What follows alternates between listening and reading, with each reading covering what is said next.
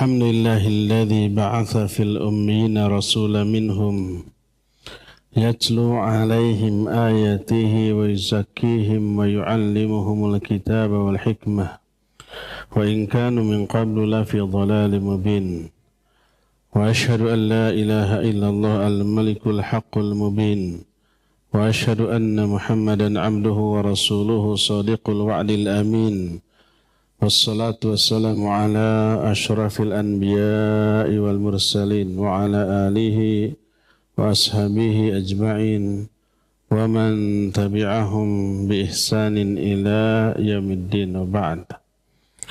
Ayuhal ikhwah, para jamaah Masjid Agung Al-Ukhwah Bandung yang Allah muliakan, para pendengar Radio Tarbiyah Sunnah Bandung, para pendengar Radio Roja Cilengsi, Roja Bogor, Roja Lampung, Roja Palembang, Roja Tanjung Pinang, Roja Pontianak, Roja Berau, Roja Kendari, Roja Bandung, dan Roja di kota lain, para pendengar radio-radio lain, para pemirsa Roja TV, Persada TV, Rabbani TV, Niaga TV, dan beberapa TV lain, serta para netizen melalui akun manapun di mana saja Anda berada. Alhamdulillah, kembali kita berjumpa melanjutkan kajian tentang Al-Asma'ul Husna.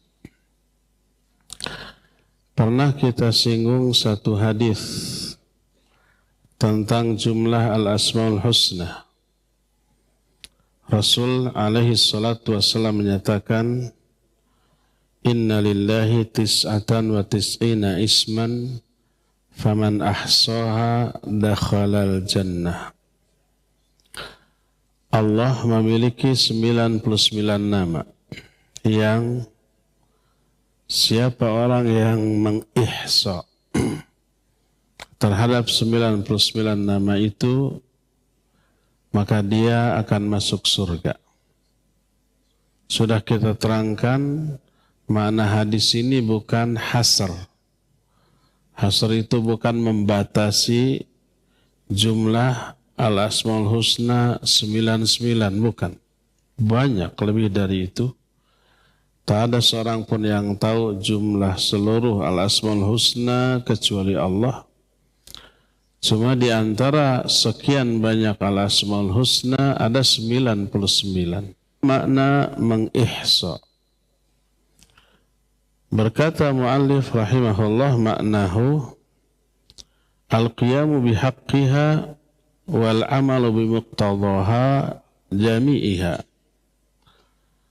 Makna ihsa adalah melaksanakan seluruh hak dari Al-Asmaul Husna itu dan mengamalkan isi kandungannya. Dan mengihsa mau tidak mau harus mengetahui seluruh atau 99 nama tersebut dan memahami maknanya. Selain tahu lafaznya, juga faham maknanya, meyakini isi kandungannya dan diaplikasikan dalam kehidupan, itu ihsa. Makanya kemarin kita singgung, bagus menghafal 99 Al-Asmaul Husna. Walaupun rincian dari 99 itu para ulama ikhtilaf. Bagus, hafalkan silakan. Tapi fahami maknanya, yakini, aplikasikan. Contoh. Di sini mu'alif memberikan contoh. Man arafa ilma Allahil muhit alladhi la ya'zubu anhu mithqalu dharratin ta'abbada bimuqtada dhalika bihirasati aqwalihi wa af'alihi wa iradatihi an kulli ma yughdhibullah idh kullu syai'in khafin am dhahrin maksyufun lahu subhanahu wa ta'ala. Contoh, orang yang mengetahui salah satu nama Allah, Allah itu alim. Allah itu maha mengetahui. Ilmu Allah mencakup segala sesuatu, lahir batin. bisikan hati manusia juga Allah tahu. Allah lebih tahu dari diri manusia itu sendiri, tentang manusia. Tak ada satu sebutir debu pun di alam jagat raya ini yang tersembunyi dari pengetahuan Allah. Makanya Allah alim. Maka orang yang tahu bahwa salah satu nama Allah yang juga mengandung sifat adalah alim, dia akan beribadah kepada Allah dengan isi kandungan dari lafaz al-alim ini. Dalam bentuk bagaimana? Dia akan menjaga ucapannya, perbuatannya, bahkan bisikan hatinya. Karena apa yang kita ucapkan, yang kita lakukan, yang kita bisikan dalam hati, Allah tahu. Selalu diawasi setiap detik. Oleh karena itu, mengamalkan kandungan makna alim berarti melahirkan sifat muraqabah dalam diri setiap hamba.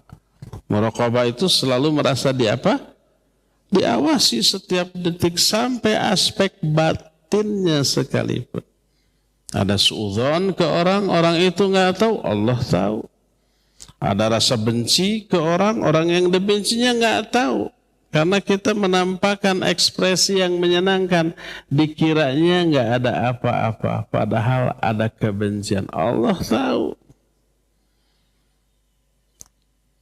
Dan sejenisnya. Ini contoh orang yang mengenal Allah dengan nama Al-Alim. Innallaha alimun hakim. Dia faham maknanya bahwa Allah tahu segalanya sampai ke hati, dia aplikasikan. Dalam bentuk dia jaga perasaan, jangan sampai punya bisikan hati, perasaan, amalan hati yang mengundang murka Allah Subhanahu wa taala. Sebab semua yang disembunyikan dalam hati manusia Allah tahu. Allahu alimun bidzatis sudur.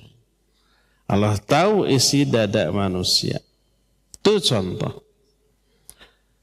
Demikian juga kalau kita tahu salah satu sifat Allah adalah Al-Wahhab, Al-Jawad. Innahu Jawadun Karim. Arti Al-Wahhab maha pemberi. Jawad itu maha dermawan, berehan. Diungkapkan dalam bentuk sigat mubalaghah. Wahhab bukan wahib, Jawad bukan dengan isim fa'ilnya tapi dalam bentuk sifat musyabah. Artinya maha pemberi, artinya terus-terusan memberinya. Tidak hanya kepada orang yang dicintai, bahkan kepada orang yang Allah benci. Seperti orang kafir, orang musyrik. Allah benci, tapi Allah kasih nggak mereka? Allah kasih mereka. Allah kasih kekayaan, kekuasaan, pangkat, jabatan, dukungan, popularitas. Ada nggak orang yang durhaka, musyrik, kafir, tapi dia kaya raya, berkuasa, banyak pendukung? Ada? Rata-rata gitu tah. Ya pendukungnya juga sama, kafirnya sama, musyriknya gitu ya. Allah kasih. Wahhab, Jawad, dermawan. Siapa yang tahu sifat Allah begitu lalu dia yakini, maka dia akan banyak meminta, berdoa. Optimis dikabul. Apalagi tahu Rahman dan Rahim. Ar-Rahman adalah sifat yang idza su'ila a'ta. Kalau diminta pasti diberi, pasti memberi. Adapun Rahim idza lam yus'al yaghdab. Kalau tidak diminta dia marah. Salah satu makna dari sifat Ar-Rahim adalah dia harus diminta. Kalau nggak diminta marah. Salah satu makna sifat Rahman lah kalau dia diminta pasti ngasih. Orang yang tahu sifat Allah seperti itu yang terkandung dalam namanya, dia tidak akan pernah putus asa, bosan, capek, lelah untuk meminta berdoa kepada Allah Azza wa Jalla. Dan banyak lagi bentuk-bentuk pengamalan dari isi kandungan Al-Asmaul Husna. Allah pun berfirman, walillahil asmaul husna fad'uhu biha wa dharul ladzina yulhiduna fi asma'ihi. Allah memiliki al-asmaul husna. Silakan kalian berdoa dengan menyebut al-asmaul husna itu, ya Razzaq, ya Wahhab, urzuqna, ya Jawad, ya Rahman, ya Rahim, a'tina. Wa dharul ladzina yulhiduna fi asma'i. Tinggalkan oleh kalian orang-orang yang ilhad terhadap nama-namanya. Wajib diimani nama-nama Allah, diyakini nama-nama Allah, difahami, diaplikasikan. Haram ilhad kepada nama Allah. Wa dharul ladzina yulhiduna fi asma'ihi. Apa makna ilhad? Ilhad secara bahasa adalah al-udul anil qasad wal mail wal inhiraf. Secara bahasa, ilhad itu menyimpang dari yang dimaksud. Contohnya adalah liang lahad. Bahasa Indonesia lahad ya. Bahasa Arabnya lahad. Lam ha dal, lahad. Ada peribahasa dalam bahasa Arab. Ini peribahasa, bukan ayat, bukan hadis. Tapi sering dianggap hadis. Utlubul ilma minal mahdi ilal lahad. Peribahasa itu. Jangan dikatakan hadis, walaupun isinya bagus. Utlubul ilma, carilah ilmu oleh kamu minal mahdi, sejak mulai dari gendongan apa? Melayang. Buayan, sejak mulai buayan ilal lahad, sampai masuk ke lubang lahad.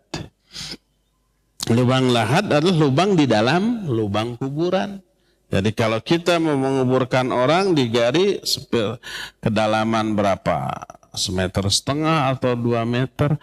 Nah, di arah kiblat ada lubang lagi kecil untuk memasukkan mayatnya ke arah kiblat. Itu disebut lubang lahat. Bahasa kita lahat. Sampai masuk ke liang lahat. Maksudnya itu. Lubang kecil di dalam, di dasar lubang kuburan. Disebut lahat karena posisinya miring. Kalau posisinya di tengah, namanya syiqqa. Boleh juga, tapi lebih utama liang lahat. Dan Nabi SAW dimakamkan dengan membuat lubang lahat. Kenapa disebut lahat? Karena menyamping, berada di samping. Sehingga lahat maknanya adalah menyimpang. Itu secara bahasa. Adapun secara istilah, makna ilhad adalah al-udul wal mail bi asma'ihi wa sifatihi an ma'aniha. Secara istilah, makna ilhad adalah menyimpang dalam masalah asma dan sifat Allah dari makna yang sebenarnya. Itu ilhad.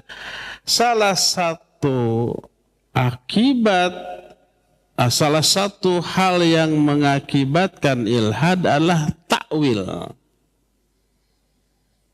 Dari takwil maknanya menyimpang jauh dari makna dia yang hakiki. Tangan Allah diartikan kekuasaan. Istiwanya Allah juga diartikan menguasai. Mata Allah diartikan ilmu Allah. Lalu sifat aslinya tangan, mata, istiwa ditolak, diingkari. Akibat dari takwil dia berbuat ilhad. Takwil melahirkan ilhad. Ilhad itu artinya memalingkan dari makna yang sebenarnya. Dan ilhad ini ada macam-macam jenisnya. Oleh mu'alif dijelaskan setidaknya ada 3 jenis ilhad. Dalam hal memahami, meyakini Asmaul Husna. Ilhad pertama adalah ilhadul musyrikin. Al-mutadamminu tanzil al-makhluqi manzilatal khaliq katasmiyatihim asnamahum alihatan wa istiqaqahum asma'an laha min asma'illahi azza wa jalla kal uzza minal aziz kal manat minal mannan. Pertama, ilhadnya orang-orang musyrik.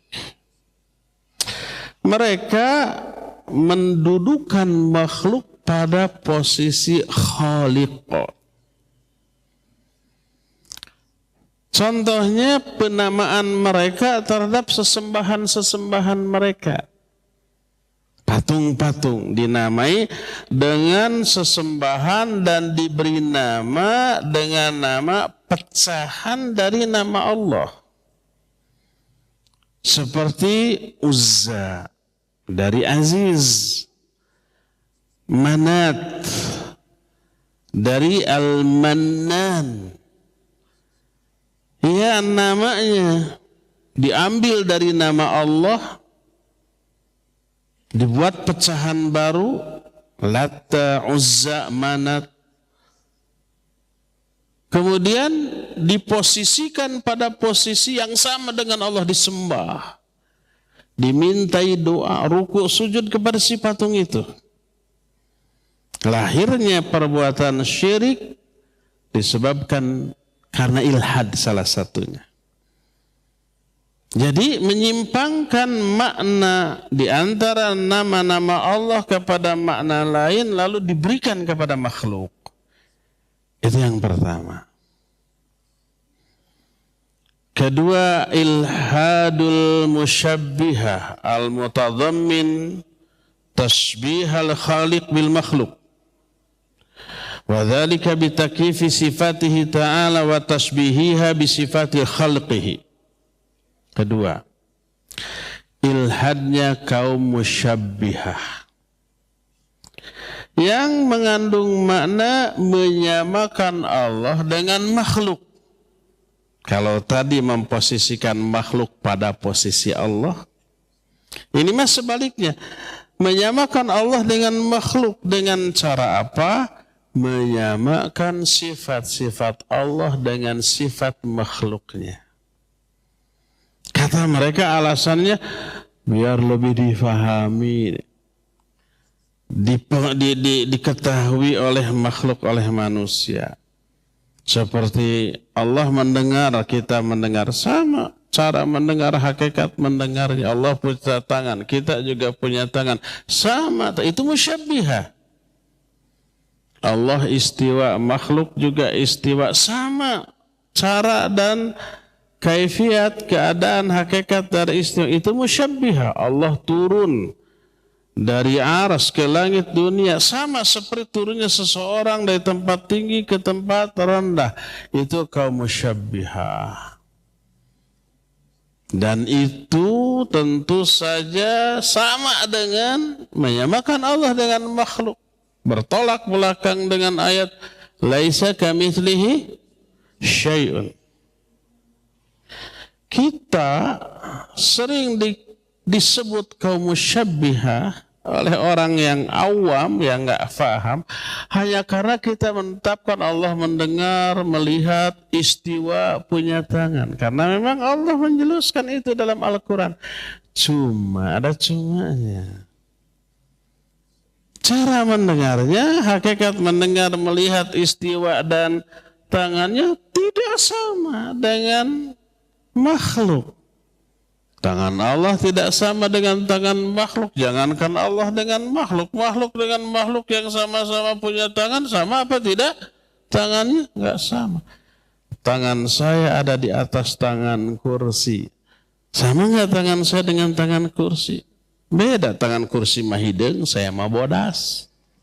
Anggaplah bodas saking.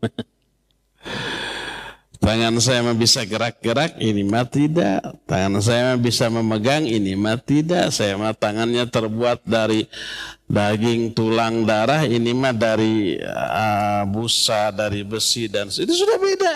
Hakikatnya sudah beda, bentuknya segala macam fungsinya.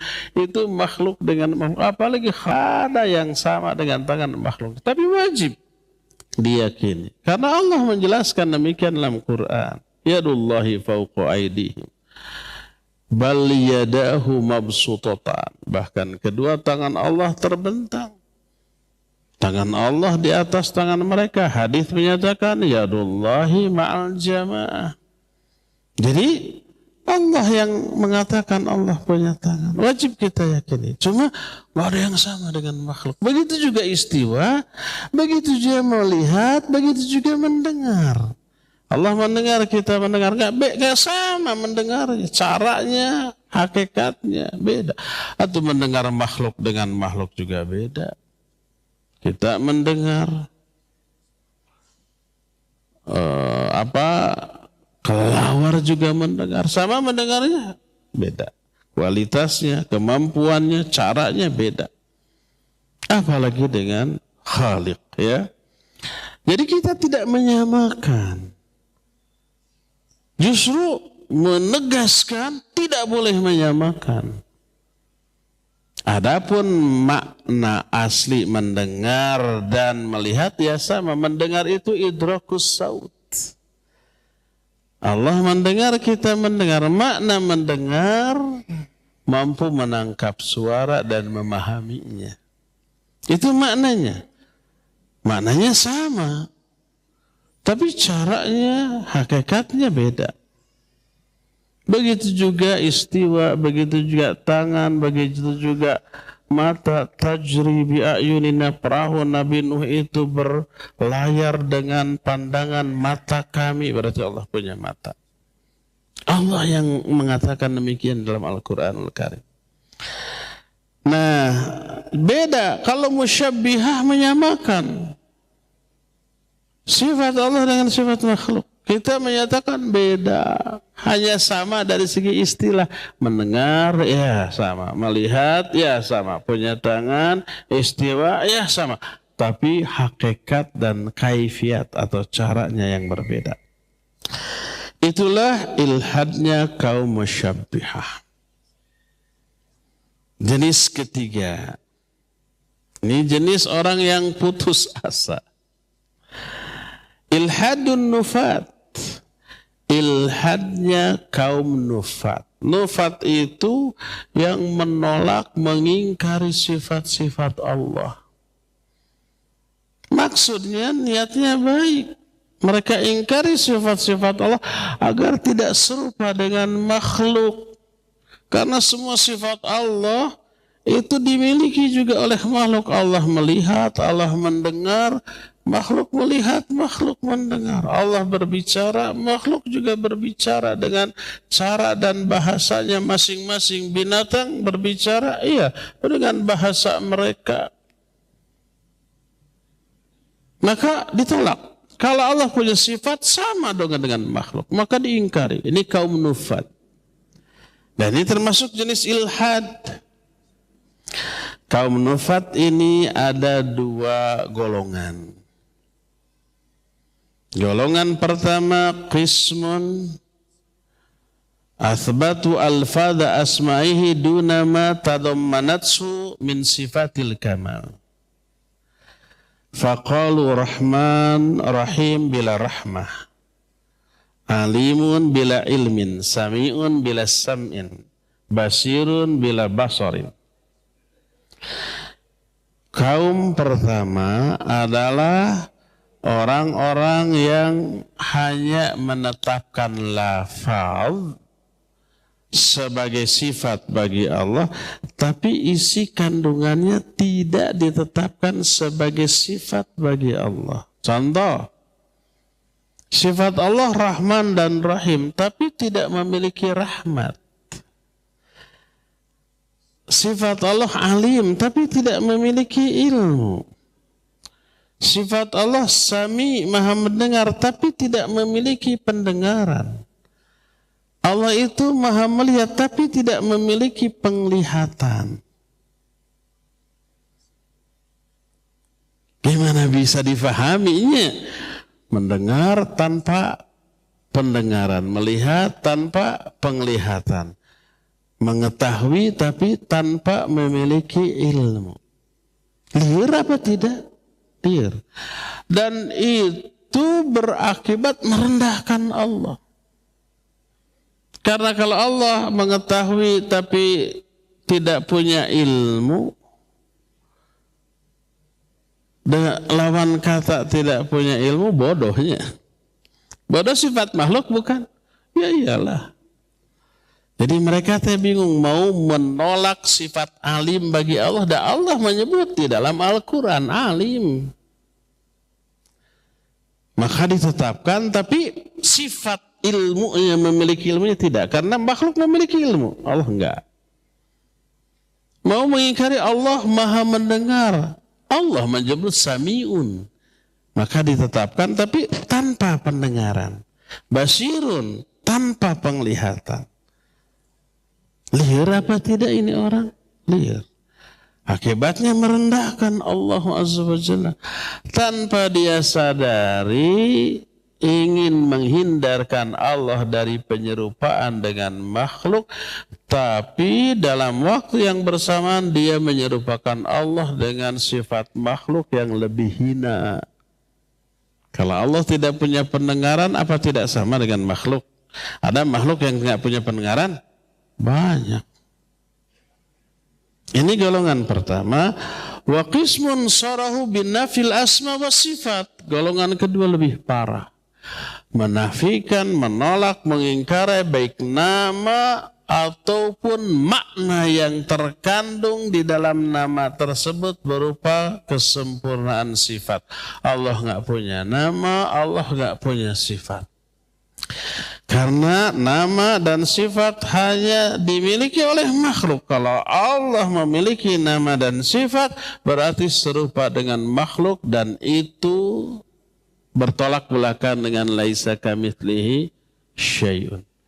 Apa akibatnya? Orang ini menghafuz banyak ayat Ar-Rahman, Ar-Rahim. Laisa kamitslihi syai'un itu sifat Allah. Wa huwa samiul basir. Setelahnya kan? Al-Malikul Quddusus Salamul Mu'minul Muhaiminul Azizul Jabbarul Mutakabbir, ditolak. Ini lebih parah, ya. Ini ilhad yang paling parah. Inilah 3 jenis ilhad yang dilarang tentang nama dan sifat Allah Azza wa Jalla. Lawan dari ilhad adalah menetapkan nama dan sifat Allah dan mengimaninya.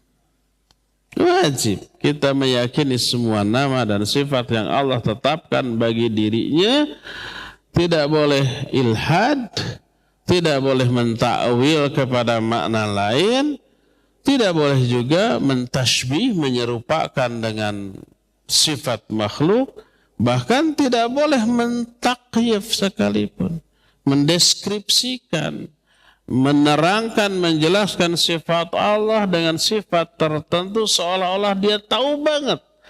Karena pada hakikatnya tak ada orang yang tahu tentang Allah kecuali sebatas yang Allah terangkan tentang dirinya kepada makhluk, baik nama ataupun sifat-sifatnya. Itulah makna ilhad tentang nama dan sifat Allah. Sifat-sifat Allah semuanya tinggi, mulia, agung, dan luhur. Sebagaimana nama-nama Allah semuanya terbaik. Dari aspek keterkaitan dengan nama Allah, sifat Allah ada 2 jenis. Tadi kita sudah berbicara tentang nama Allah yang kita sebut dengan Al-Asmaul Husna. Sekarang sifat Allah. Dari segi keterkaitan sifat dengan nama Allah ada dua jenis sifat.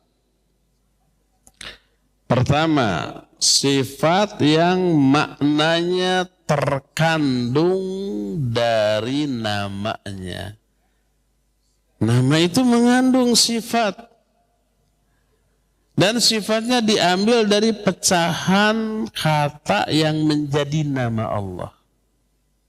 Seperti contoh umpamanya Allah memiliki sifat ilmu, berilmu. Diambil dari nama Allah Al-Alim.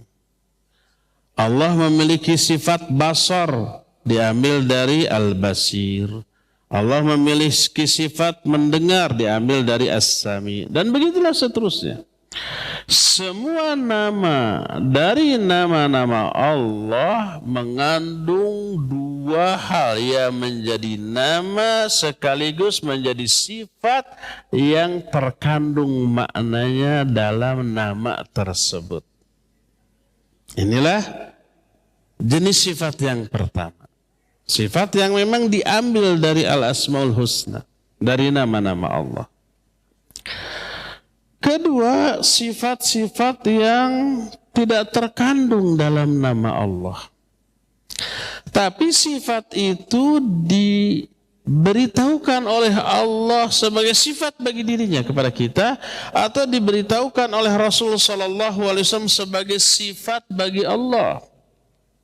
Ada sifat-sifat Allah yang tidak diambil dari nama Allah, dari Al-Asmaul Husna. Seperti contoh mahabbah. Salah satu di antara sifat Allah, Allah mencintai. Wallahu yuhibbul muhsinin. Wallahu yuhibbul muttaqin. Wallahu yuhibbus sabirin. Allah mencintai orang bertakwa, orang beriman, orang berbuat baik, orang sabar. Dicintai oleh Allah. Allah mencintai para walinya. Mencintai salah satu sifat Allah. Sebaliknya, Allah membenci orang musyrik, orang kafir, orang munafik. Ghadiballahu alaihim wa la'anahum wa 'adda lahum 'adzaban sa'ira, seperti itu. Allah murka, benci kepada mereka. Allah melaknat mereka. Allah menyiapkan atau menjanjikan azab yang sangat pedih bagi mereka, gitu. Membenci termasuk salah satu di antara sifat Allah.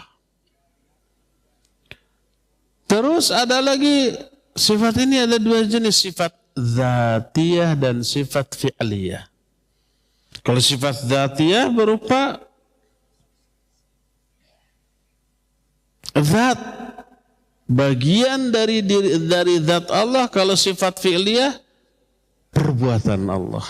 Seperti mencintai, seperti membenci, seperti Allah bahagia, senang, seperti Allah tertawa. Dijelaskannya dalam hadis yang sahih. Allah lebih berbahagia dengan taubatnya seorang hamba ketika hamba itu taubat kepadanya. Lebih bahagia dibanding orang yang kehilangan perbekalan lalu ketemu lagi. Kan sudah kita bahas. Itu sifat Allah. Allah tertawa kepada dua orang saling bunuh tapi dua-duanya masuk surga. Satu muslim, satu kafir perang. Si muslim mati, dia masuk surga. Setelah itu si kafir taubat, dapat hidayah masuk Islam dan bagus keislaman, lalu jihad, mati lagi terbunuh, masuk surga dulunya. Allah tertawa. Ya, tertawa dijelaskan dalam hadis. Laisa kamitslihi syai'un, tapi cara tertawanya Allah, kaifiat dan hakikat tertawanya beda dengan tertawanya makhluk, nggak sama. Makhluk dengan makhluk juga beda ya. Manusia dengan binatang. Binatang suka tertawa? Mungkin suka. Gimana tertawa? Duka. Apakah kalau kucing mengeong itu tertawa? Apakah kalau ayam berkokok itu tertawa? Nggak tahu kita. Kalau tertawanya kita tahu.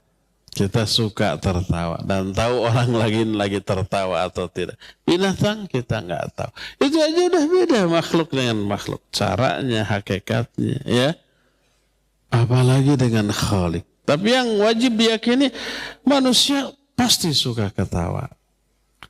Binatang ketawa, jin, setan ketawa, malaikat ketawa, Allah ketawa. Gimana cara ketawa? Beda. Laisa kamitslihi syai'un. Kita nggak tahu tertawanya jin kayak gimana. Apakah sama dengan kita?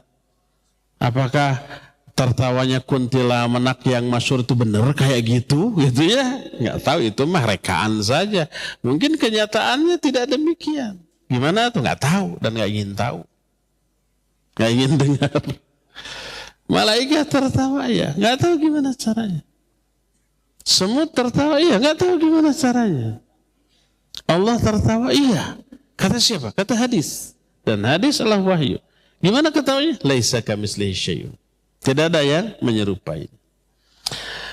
Nah, itu sifat-sifat Allah. Termasuk salah satu sifat dzatiyah, Allah punya wajah. Al-Quran yang menyatakan wa yabqa wajhu rabbika dzul jalali wal ikram. Abadilah wajah Allah yang memiliki kemuliaan dan keagungan. Allah yang menyatakan punya wajah dalam Al-Quran, ya. Ibtigha'a wajhillah. Siapa orang beramal dalam rangka ingin meraih wajah Allah. Nggak boleh ditawil wajah di sana maknanya yang lain. Allah sendiri nggak punya wajah. Sama dengan begini, kita bertamu ke seseorang. Assalamualaikum, waalaikumsalam.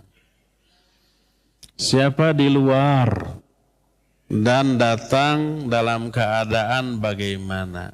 Kita bilang, saya manusia memakai pakaian putih, memakai peci hitam, memakai jam arloji.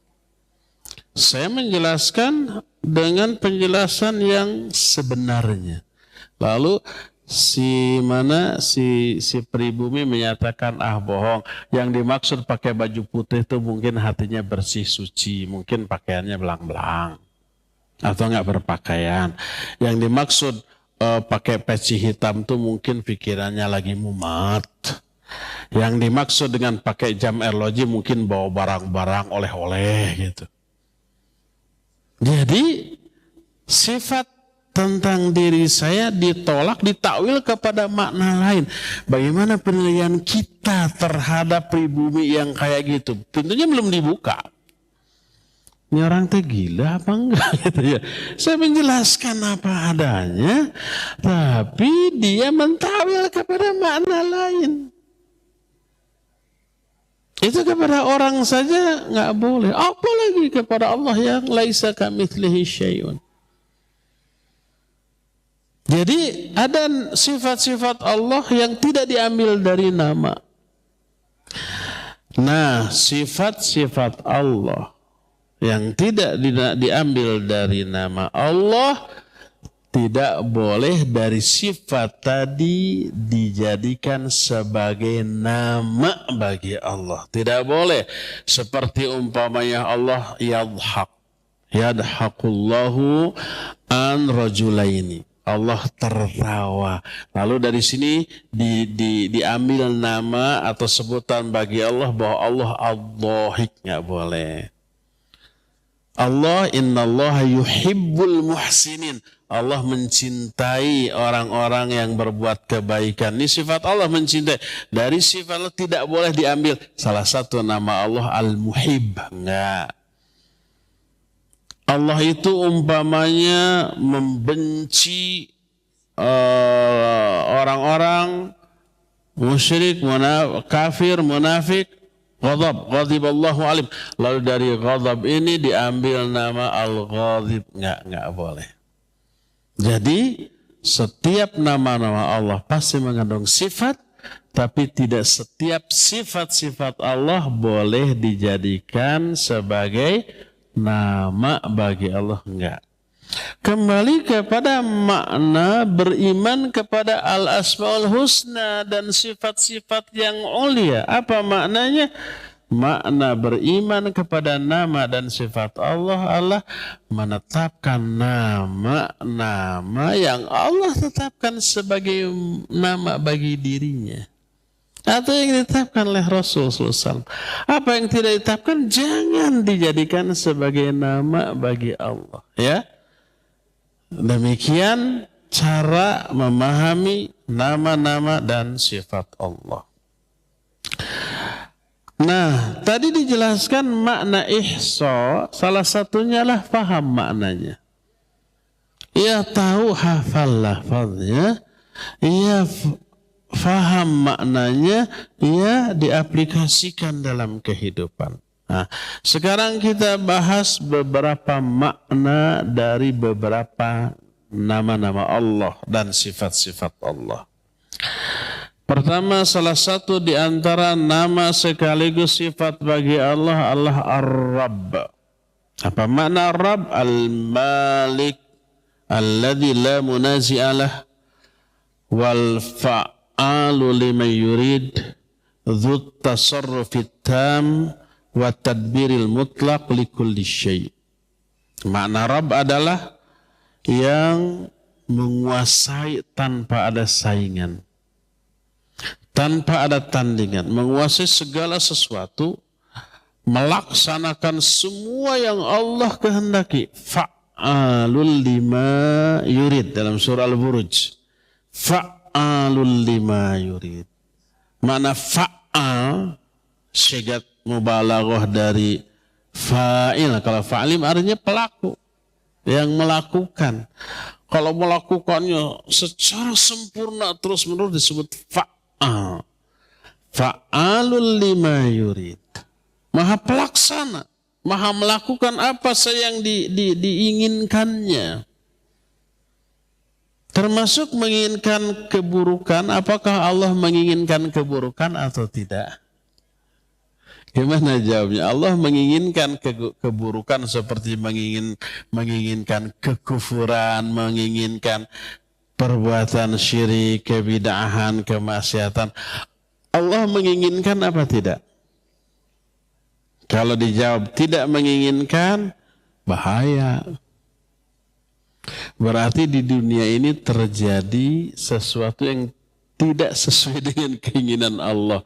Tidak berkuasa Allah kalau begitu. Kalau dijawab Allah menginginkan semuanya itu, kok menginginkan tapi dilarang, dibenci, gitu ya? Gimana jawabnya? Dirinci. Keinginan Allah itu ada dua macam. Pertama, iradah syar'iyah atau masyiah syar'iyah. Kehendak Allah yang berupa syariat. Dalam bentuk syariatnya. Seperti diperintahkannya ibadah, amal soleh, melakukan kebaikan, dijauhinya, semua yang dilarang, yang diharamkan. Itu keinginan Allah yang berupa syariat. Itu mah pasti disukai oleh Allah. Makanya diperintahkan, disyariatkan. Pasti dicintai oleh Allah. Makanya Allah perintahkan. Tapi ada tapinya. Walaupun dikehendaki oleh Allah dengan kehendak syar'i, walaupun disukai, tapi belum tentu terjadi. Iradah syariah belum tentu terjadi. Allah perintahkan manusia semuanya untuk ibadah. Ya ayyuhan nasu'budu rabbakumul ladzi khalaqakum. Hai manusia, beribadahlah kalian semuanya kepada Allah yang telah menciptakan kalian. Ini iradah syariah. Allah menghendaki semua manusia ibadah. Tapi dengan iradah syariah. Kita lihat realitanya. Apa semua manusia ibadah? Jawab batu. Apa semua manusia ibadah? Tidak. Lebih banyak mana yang ibadah dengan yang tidak? Lebih banyak yang tidak. Berarti nggak terjadi. Hanya terjadi di sebagian hamba saja. Mayoritas hamba tidak terjadi, tidak mengamalkan ini. Itu iradah syar'i. Kedua, iradah kauniyah. Kehendak Allah yang berupa kauniyah. Kauniyah itu kehendak Allah yang berupa peristiwa yang terjadi di alam. Dengan kata lain, iradah kauniyah itu takdir. Kehendak Allah yang Allah berlakukan di alam. Nah, kalau iradah kauniyah pasti terjadi. Karena itu takdir Allah. Tidak ada takdir Allah yang tidak terjadi. Kullu ma syaa kana wa ma lam yasha' lam yakun. Semua yang Allah kehendaki pasti terjadi. Maksudnya dikehendaki secara qadari atau kauni. Yang Allah takdirkan pasti terjadi. Yang tidak Allah takdirkan tidak mungkin terjadi. Tapi iradah kauniyah ini belum tentu dicintai oleh Allah. Adanya iblis kehendak Allah yang kauni. Adanya perbuatan syirik dan kufur dan keburukan lain, ya itu kehendak Allah yang kauni. Tapi Allah benci, Allah nggak sukai. Kalau memang Allah tidak suka, Allah benci, kenapa Allah kehendaki? Banyak, ini salah satu sebagai ujian bagi manusia. Sebagai godaan, cobaan. Kalau orang tetap beriman setelah ada godaan, ada cobaan, wah iman itu bernilai ini. Pahalanya gede ini. Tinggi nilainya ini. Beda dengan prestasi tanpa perjuangan. Gak ada nilainya itu. Saya kan sering memberikan contoh yang punten, konyol dikit. Tapi gak apa-apa, tapi gamblang jelas. Main bola.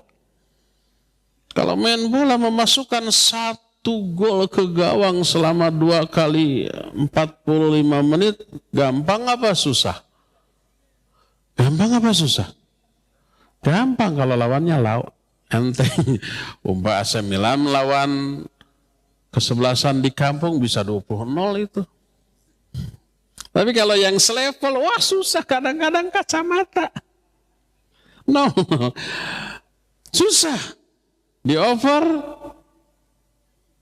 diserobot sama lawan. Digocek, malah belum. Kitanya di sliding. Dan semua. 1 gol susah. Tapi begitu 1 gol berhasil dilesatkan ke gawang lawan, wah prestasinya. Yang ngegolinnya juga kayak orang gila ya. Selebrasinya ya. Kalau tidak ada gol terus ekspresi dan selebrasi kayak gitu udah gila tuh. Ada yang setelah ngegolkan itu joget-joget, ada yang berenang di lapangan, jegur, diikuti sama kawan-kawannya ya. Terus poksai di tengah lapangan ditindih sama kawannya 12 orang sampai pelatihnya masuk. Pejet. Itu menunjukkan apa? Gol itu prestasi. Kenapa prestasi? Sebab susah. Tapi coba kalau kita lagi mau bola, musuh nanya, mau kemana? Mau golin? Silakan. Tidak dicegat. Minggir-minggir semua. Sampai ke gawang. Kata kiper mau masukin ya. Nah enggak. Enggak akan dijaga. Tembak. Blues. Bernilai enggak itu gawang? Gol. Enggak, itu pelecehan. Dan enggak enak golinnya juga tuh. Penonton juga sorak. Tapi sorak melecehkan. Gitu ya. Bukan jingkrak-jingkrak. Enggak bernilai itu gol. Karena apa? Enggak ada perjuangan.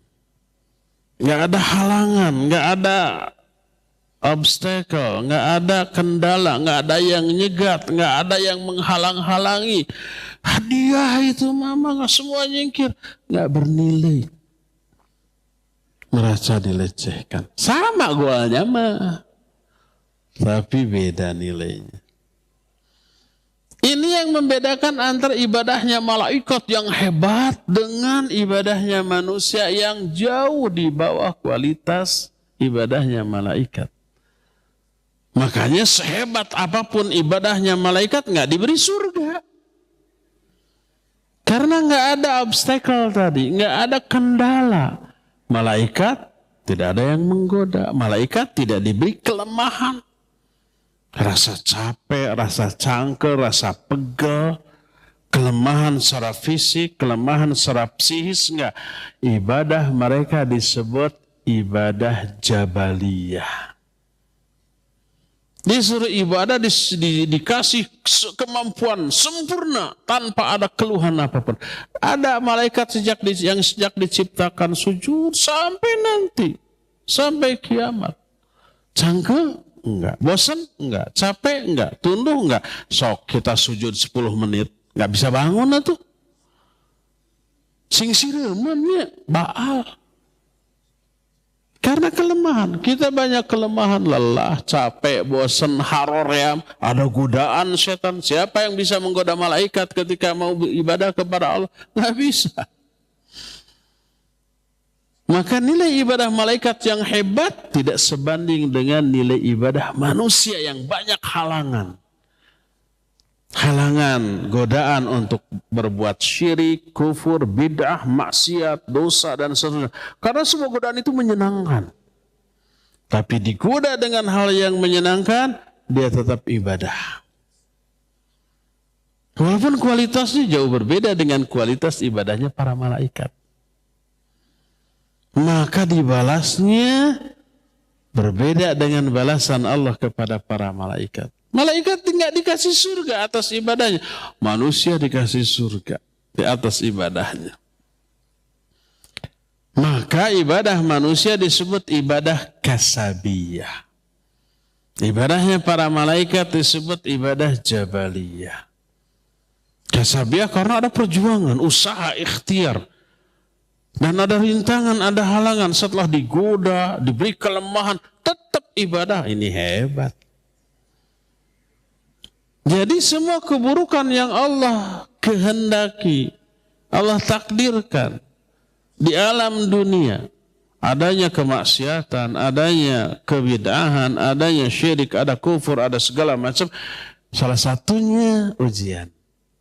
Salah satunya godaan. Untuk membedakan mana yang benar, mana yang palsu. Mana yang original, mana yang KW. Ahasiban nasu ayyutsraku ayyaqulu amanna wahum la yuftan. Apa manusia mengira mereka akan dibiarkan berkata, kami telah beriman, tapi enggak diuji. Yubtala ar-rajulu ala hasbi dinihi fa in kana fi dinihi salaba zida lahu fil bala. Manusia, kata Rasul sallallahu alaihi wasallam, diuji berdasarkan kadar imannya. Lebih hebat imannya, lebih hebat ujian yang Allah berikan kepadanya. Nah, jadi itu yang membedakan iradah syariah dengan iradah kauniyah. Seluruh iradah syariah pasti dicintai oleh Allah, makanya Allah syariatkan, tapi belum tentu terjadi. Seluruh iradah kauniyah pasti terjadi, tapi belum tentu disukai dan dicintai oleh Allah. Apakah Allah menghendaki syirik, kufur, bid'ah, maksiat? Kita tabayun dulu, yang maksud iradah syariah apa iradah kauniyah. Kalau iradah syariah enggak, Allah enggak menghendaki perbuatan syirik, kufur, bid'ah, maksiat dan enggak. Allah tidak menghendaki itu. Tapi kalau yang dimaksud adalah iradah kauniyah, ya buktinya apa? Terjadi. Ada enggak perbuatan syirik, kufur, bid'ah, maksiat? Banyak, berarti itu dikehendaki oleh Allah dengan kehendak kauniyah atau qadariyah yang berupa takdir. Inilah nama pertama Ar-Rabb, kedua Dzul Jalali wal Ikram. Salah satu di antara nama Allah Dzul Jalal. Apa makna Dzul Jalal? Maknanya adalah al-muttasif bi jami'i nu'util jalal wa sifatil kamal al-munazzahu anin naqais wal uyub. Makna Dzul Jalal adalah zat yang disifati oleh seluruh sifat-sifat yang mulia dan sifat-sifat yang sempurna, serta suci dari seluruh aib dan kekurangan. Makna Dzul Jalal adalah zat yang maha memiliki seluruh sifat baik dengan sifat yang sempurna tanpa memiliki aib dan kekurangan. Ketiga, Al-Kabir.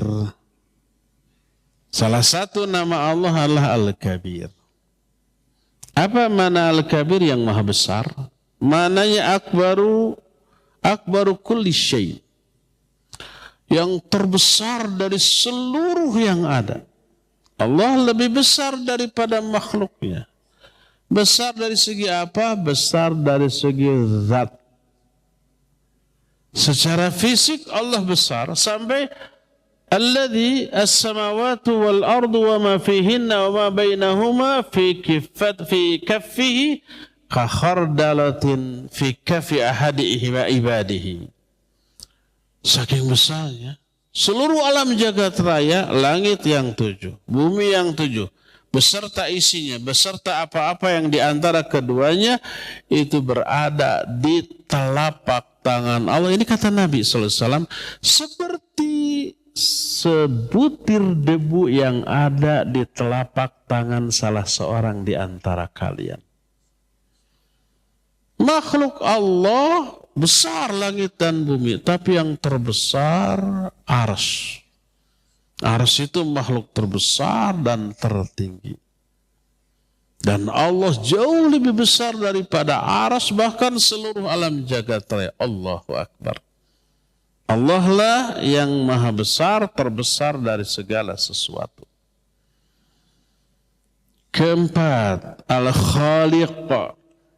Salah satu di antara nama Al-Khaliq yang menciptakan. Maknanya Al-Muqaddiru li'ijadi syai'. Zat yang mampu mengadakan segala sesuatu padahal sebelumnya tidak ada. Dan mengadakan itu tanpa model, tanpa contoh. Manusia suka berkreasi, tapi selalu ada contoh. Berkreasi menciptakan mobil, ada contoh dari binatang berkaki 4. Motor dari binatang berkaki 2. Dan seterusnya, ya. Pesawat, ada contoh model, yaitu apa? Burung. Allah menciptakan segala sesuatu tanpa contoh, tanpa model. Yang kelima, Al-Bari. Nah, Al-Bari bahasa kitanya sama, yang maha pencipta. Apa bedanya dengan Khaliq? Kalau Khaliq tadi mengadakan sesuatu yang tadinya tidak ada. Kalau Al-Bari, Al-Munshi li syai' minal adam ilal wujud, ay al-munafid lima qaddarah. Al-Bari ini yang mengembangkan hasil kreasi yang tadinya tidak ada. Dari tidak ada menjadi ada, artinya yang melaksanakan apa yang dia tetapkan, apa yang dia kehendaki, lalu diadakan dengan proses. Ada lagi Al-Musawwir, yang membentuk dengan masing-masing ciri khas yang membedakan antara satu ciptaan dengan ciptaan lain, baik jenis ciptaannya sama ataupun berbeda. Contoh menciptakan yang berbeda itu menciptakan manusia dengan binatang, dengan benda-benda mati, itu berbeda. Bahkan jenis ciptaannya sama, tetap ada yang membedakan antara dua ciptaan, seperti menciptakan manusia. Manusia miliaran, bahkan mungkin triliunan seluruh dunia. Sejak awal sampai akhir, ada nggak dua orang yang sama? Nggak ada. Di sini aja berapa ratus orang, nggak ada yang sama. Hidungnya, matanya, wajahnya, bibirnya, giginya, kulitnya. Apalagi perpaduan antara keseluruhan, beda. Nggak ada yang sama. Karena Allah Al-Musawwir, Allah yang membentuk setiap ciptaan dengan bentuk yang Allah kehendaki. Dengan ciri khas masing-masing yang membedakan antara satu dengan yang lain. Antara satu orang dengan orang yang lain. Kucing, banyak kucing, tapi kita aja bisa membedakan. Ayam juga begitu, sama ayam, tapi kita aja bisa membedakan. Sepintas mungkin enggak. Pisang. Sama pisang. Tapi kalau disidik-sidik, ditelak-telak, itu beda. Kalau orang biasa seperti kita cuma tahu makan, kayaknya sama. Tapi kalau tukang pisang coba cek, tes. Ada punya ratusan sikat pisang di jongkoknya, di tokonya, di warung dia. Diam-diam ambil tanpa sepengetahuan dia, dipindah ke tukang pisang, disimpan di tumpukan pisang orang lain. Sama-sama pisang. Dia akan tahu. Loh, kok pisang saya ada di sini? Diambil lagi itu. Mertua saya dulu bandar pisang ngomong begitu. Ya, dan kita hafal sampai ke jenis pisang. Kalau pisang kita diambil, ditumpuk di pisang orang lain tahu, oh ini pisang saya, diambil lagi. Kenapa? Karena puluhan kali dia memengkang dan melihat pisang itu. Dari bukan sikatan, satu rui itu bahasa Indonesia turui apa? Satu tandan apa? Satu tandan. Satu tandan kan ada beberapa sikat ya. Nah, dikeret sesikat, dilihat untuk melihat kadar kematangannya dan kualitasnya nanti. Oh begini, udah diturun, diangkut lagi ke truk, dilihat lagi, diturunkan dari truk ke bawah, dimasukkan dulu ke gudang, terus dipeyem. Apa dipeyem bahasa Indonesianya? Disimpan, beda, dipeyem pokoknya sudah. Dikarbit, dikeluarin lagi dari karbitan, dibiarkan dulu, namanya diludang, dibiarkan 2-3 hari. Setelah dikarbit jangan dulu langsung dimakan, gak enak. Nah, dibiarkan, diludang dulu namanya, ya. Ini menantunya bandar pisang, jadi tahu. Setelah itu baru diangkut lagi ke mobil, diangkut ke pasar, diturunin lagi berapa puluh kali. Jadi tahu, ambil satu sikat, ditumpukan pisang orang lain, tahu, oh pisang saya ada di sini.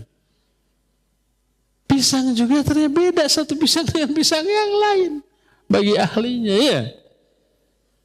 Karena Allah Al-Musawwir yang membentuk makhluk ciptaannya dengan ciri khas masing-masing yang membuat dia berbeda dari yang lain walaupun sejenis. Pisang dengan pisang beda, orang dengan orang beda, mangga dengan mangga beda.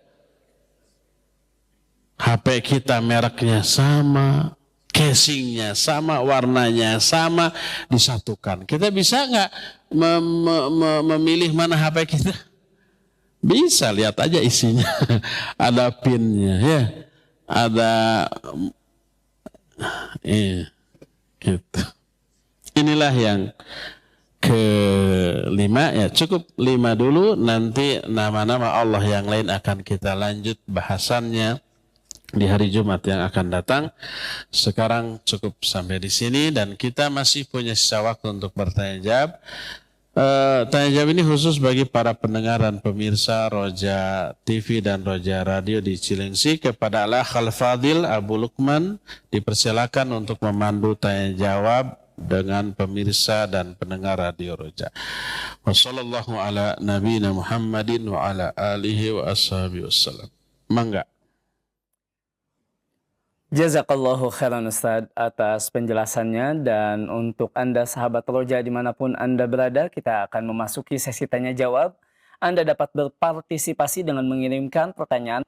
Bila untuk pertanyaan pertama Ustadz dari pesan WhatsApp dari hamba Allah di Majalengka ingin bertanya Ustadz, ketika sekolah dulu diajarkan 20 sifat wajib, sifat mustahil, dan sifat jaiz.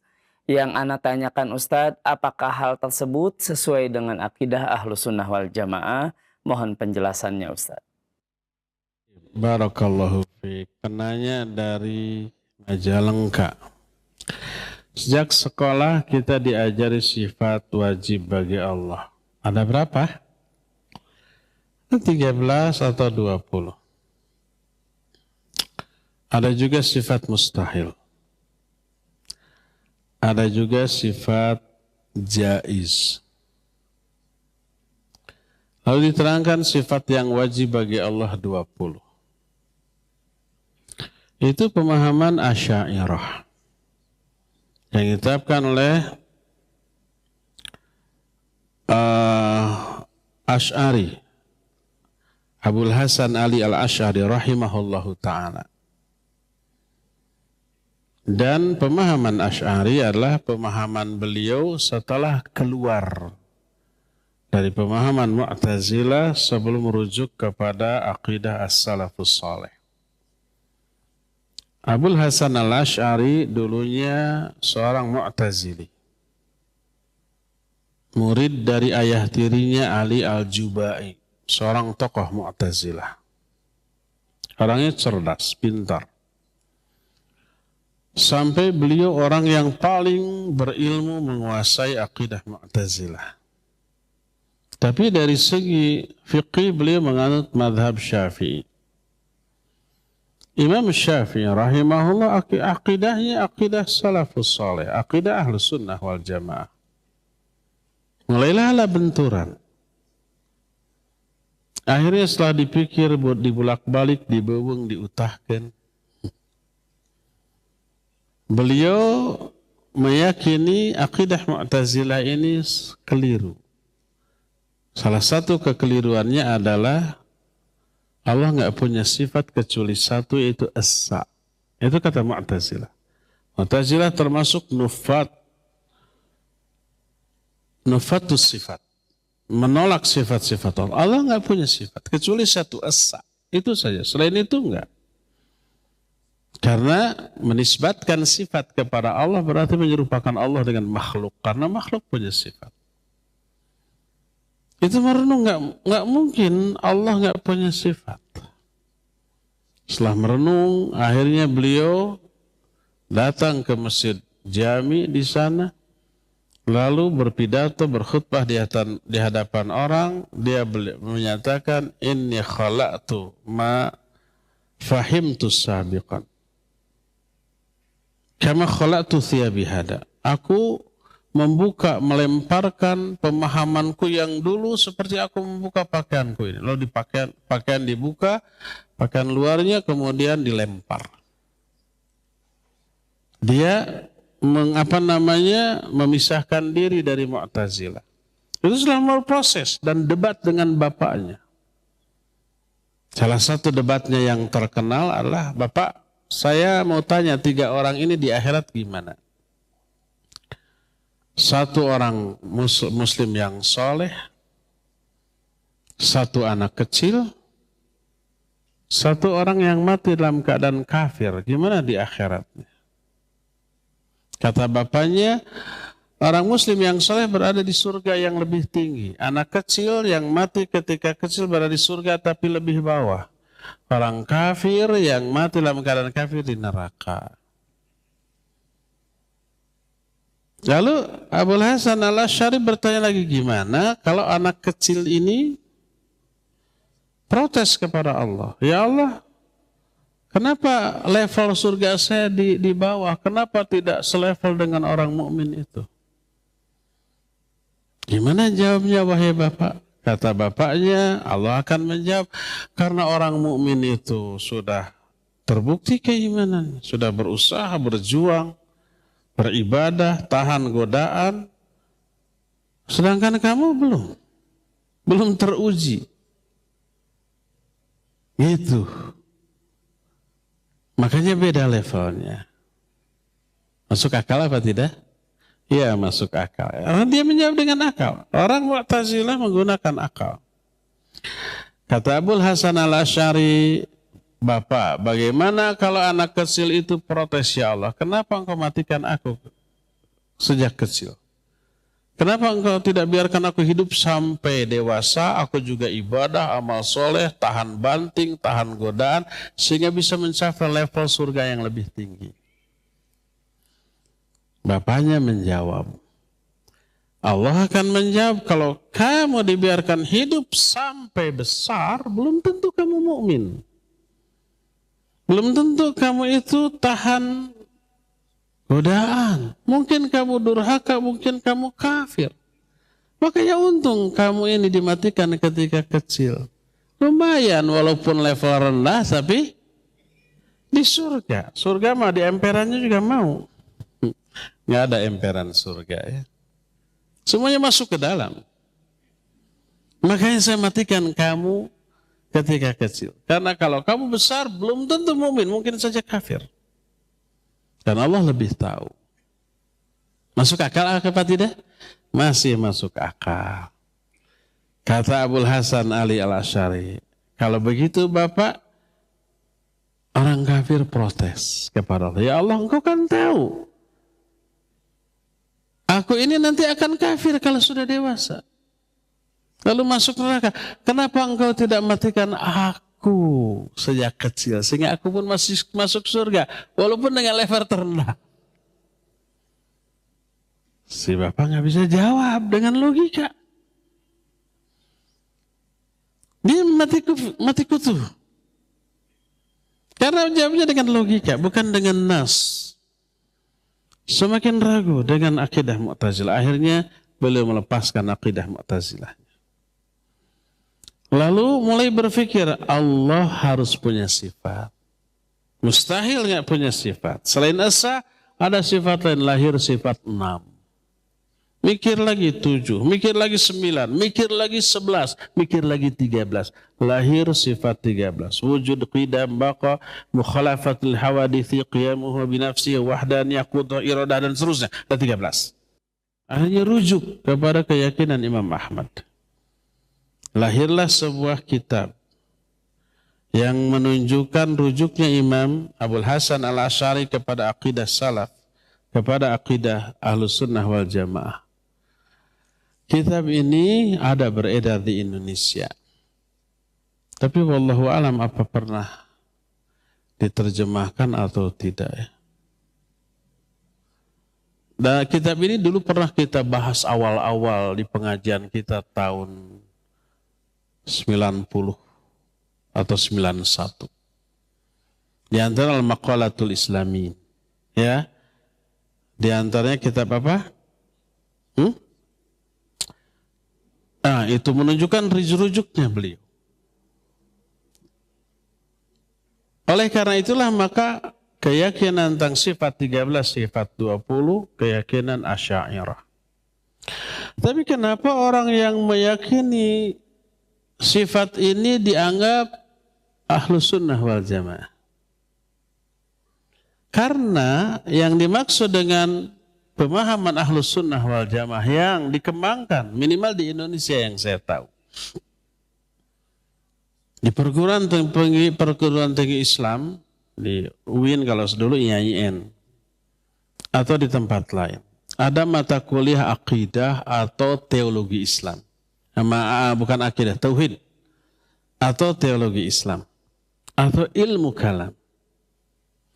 Itu salah satu dibahas tentang aliran-aliran pemikiran dalam masalah akidah. Ada Asy'ariyah, ada Maturidiyah, dibedakan. Ada Mu'tazilah, ada Qadariyah, ada Jabariyah, termasuk ada Ahlus Sunnah, ada aliran salaf juga. Ada Syiah, ada ini, ada itu, dan seterusnya.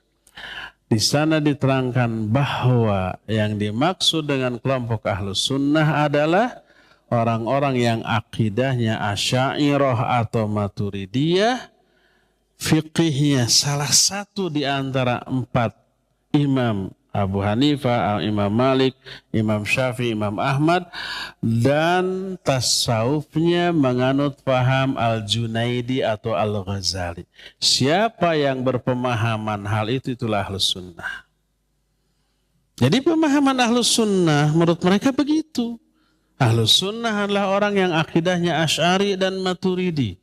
Tasawufnya adalah Junaidi atau Al-Ghazali. Dan madhabnya salah satu di antara 4 madhab, terutama Syafi'iyah, itulah Ahlus Sunnah. Kita tanya sekarang, kalau umpamanya orang-orang yang menjadi rujukan Imam Syafi'i atau imam madhab yang 4, kemudian Abul Musa Al-Asy'ari atau Al-Maturidi, terus Al-Ghazali, Al-Junaidi, itu kan tidak hidup sezaman, berbeda zaman. Di zaman Imam Syafi'i yang madhabnya Syafi'i atau salah satu di antara 4 madhab tadi, nggak ada Ahlus Sunnah wal Jamaah dong, karena nggak ada Asy'ari saat itu, belum ada. Belum ada Al-Junaidi atau Al-Ghazali saat itu. Terus siapa Ahlus Sunnah? Ya. Terus akidah Imam Syafi'i dengan akidah Asy'ari berbeda juga. Jadi akan sulit diidentifikasi karena orang-orang tadi hidup di zaman yang berbeda dengan pemahaman yang berbeda. Terus sebelum ada semua orang tadi, apakah nggak ada Ahlus Sunnah? Padahal lafaz Ahlus Sunnah adalah lafaz yang ditekankan dalam hadis. Ahlus Sunnah adalah orang-orang yang berpegang kepada Quran dan Sunnah menurut pemahaman generasi salafus saleh. Itu yang dimaksud dengan Ahlus Sunnah yang sebenarnya. Itu pertama. Kedua, tadi kita sudah jelaskan setiap nama Allah mengandung sifat. Sifat nama Allah minimal, ada 99 minimal tuh. Ini berarti minimal ada 99 sifat Allah. Ini hanya 20, dikemanakan sisanya? Apakah Ar-Rahman, Ar-Rahim, Al-Malikul Quddusus, Salamul Mu'minul Muhaiminul Azizul Jabbar Mutakabbir, sifat Allah bukan? Iya. Ada enggak dalam sifat 13 dan 20? Tidak ada. Dikemanakan ya teh? Dari sini saja sudah ditimbang tuh. Banyak nama dan sifat Allah yang terhapus kalau hanya 13 dan 20. Allah Rahman Rahim tidak. Dijawab, iya kan ada dalam Quran. Kenapa kok nggak ada dalam sifat 13 dan 20? Kalau dijawab, bukan, enggak. Rahman Rahim bukan sifat Allah. Gini nggak ayat Al-Quran, Bismillahirrahmanirrahim. Ya. Dan banyak ayat-ayat lain yang mengandung Ar-Rahman Ar-Rahim. Coba tanya kepada mereka seperti itu ya. Jadi demikian penjelasan tentang akidah Ahlus Sunnah dalam masalah asma dan sifat. Yang benar kembalikan pemahaman akidah kepada akidah generasi awal, generasi salafus saleh, dengan merujuk kepada penjelasan para ulama, dengan lebih mengutamakan mereka daripada mengutamakan orang-orang yang datang kemudian. Apalagi Abul Hasan Ali Al-Asy'ari tadi sudah rujuk dari pemahaman Asy'ariyahnya, tapi rujuknya ini jarang diketahui orang. Kitabnya ada, tapi jarang dibahas, jarang diterjemahkan. Saya belum pernah mendengar ada ustaz yang membahas kitab karangan Abul Hasan Ali Al-Asy'ari, baik Maqalatul Islamin ataupun yang lainnya yang menunjukkan rujuknya beliau, ya. Kecuali dulu saya pernah membahas itu di Panorama. Mungkin antum belum ikut ngaji saat itu. Dulu masih terekam dalam bentuk kaset. Dulu terekam. Sekarang kan kasetnya sudah tidak ada, rusak, walaupun ada tipnya juga sudah nggak ada gitu ya. Maka perlu ini diungkit kembali pembahasan kitab tersebut. Wallahu a'lam bishawab. Silakan lagi Adiyar. Ya, Adiyar Abu Lukman terakhir ya. Baik, jazakallahu khairan Ustaz atas penjelasannya, dan berikutnya kita coba angkat penanya melalui line telepon. Kami persilahkan. Assalamualaikum warahmatullahi wabarakatuh. Waalaikumsalam warahmatullahi wabarakatuh. Dari siapa di mana Bapak? Dengan keadaan dari Cianjur. Baik, silahkan Bapak. Yang saya katakan Pak Ustadz tentang ketika kita mengucapkan Allahu Akbar dalam sholat, baik itu takbiratul ihram ataupun takbir intikal, jadi maksudnya kan Allah Maha Besar. Maksud besar itu besar zatnya ataupun kedudukannya, Ustaz. Jadi supaya antara lisan dengan hati itu selaras, Ustaz. Ada juga yang menerjemahkan akbar itu katanya Allah Maha Agung, Ustaz. Mohon penjelasannya, Ustaz. Ya. Assalamualaikum warahmatullahi wabarakatuh. Waalaikumsalam warahmatullahi wabarakatuh. Tafadhol, Ustaz. Pak Tatang ya, dari Cianjur, barakallahu fiik. Apa makna Allahu Akbar? Allah terbesar. Besar apanya? Zatnya besar. Segalanya, kekuasaannya besar. Keagungan Allah Maha Agung, agung beda lagi. Allah agung, kita dalam bahasa Arabnya Al-Azim. Nanti Al-Azim kita akan bahas. Beda Al-Kabir dengan Al-Azim. Dua lafaz itu dua-duanya sifat Allah. Dan mutalazim. Arti mutalazim, seluruh sifat-sifat Allah berkaitan satu sama lain. Saling mengandung sifat lain. Karena contoh umpamanya Allah Qadir, Maha Kuasa. Sebagai zat yang Maha Kuasa dia harus kuat, maka Allah Qawi. Sebagai zat yang Maha Berkuasa, maka Allah pasti alim, mengetahui segala yang dikuasainya. Sebagai zat yang berkuasa pasti kabir. Jadi mutalazim, berkaitan satu sifat dengan sifat lainnya, tapi satu sifat memiliki makna spesifik yang berbeda dengan sifat lain. Antara kabir dengan agung, dua nama yang berbeda, berbeda lafaz, berbeda makna, tapi ada irisan makna. Ada keterkaitan, ada ketersambungan, ada hubungan, iya. Sebagai yang Maha Agung, pasti dia Qadir, pasti dia Kabir, pasti dia Alim, pasti dia Sami dan Basir. Mustahil yang berkuasa tapi lemah, tidak qawi. Mustahil yang berkuasa tapi tidak kabir alias shaghir. Nah seperti itu. Jadi masing-masing nama Allah memiliki nama yang spesifik tapi berkaitan dengan sifat lain. Kabir mana yang maha besar dari segala segi. Ya kekuasaannya termasuk ya zatnya.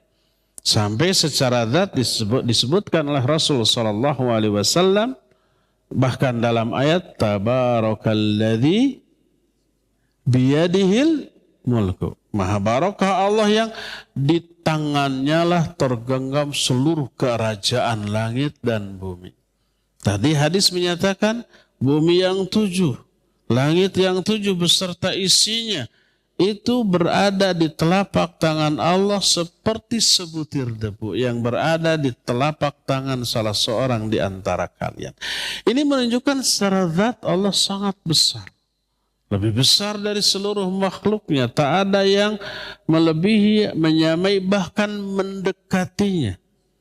Seluruh makhluk yang dahsyat seperti ini pun tak ubahnya seperti sebutir debu bagi Allah Azza wa Jalla. Ya.